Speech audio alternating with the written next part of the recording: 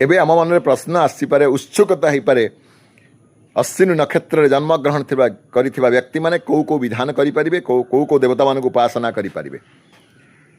अश्विनी नक्षत्र स्वामी होउछंती अश्विनी कुमार जे कि आमर देवता सूर्य देवतांकर ये हेले दुई संतान। अश्विनी कुमार होउछंती देवता मानंकर वैद्य सूर्यंकर दुई संतान होइथिबारु एमाने देखिबा को बहुत सुंदर तेजमय मध्य। तेणु अश्विनी नक्षत्र जन्मग्रहण करिथिबा जातक माने तांका जीवन रे जदि दुई देवता उपासनार मूल बोली भावंती सूर्य आउ गणपति। तेणु समस्ते जमती सूर्यर सात रंग से भाव में पंचदेवता शक्ति एक भिन्न भिन्न समय से भिन्न भिन्न रूप नियंती किंतु अश्विनी नक्षत्र जन्मग्रहण करिथिबा व्यक्ति माने सूर्यंकर उपासना और गणपतिंकर उपासना जदि करिवे निश्चिंत भाव में भल फल मिलिबो।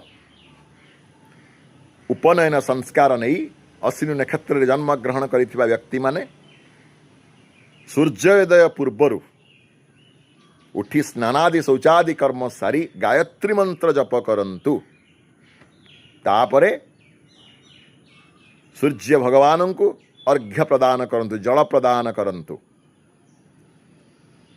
आदित्य हृदय स्तोत्र यदि पाठ करें करंतु नहले श्रवण करंतु।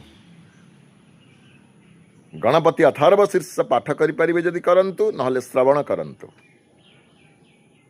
अश्विनी नक्षत्र जन्म ग्रहण करिथिबा व्यक्ति माने निज जीवन रे आयुर्वेदार मूल्य को बढ़ांतु।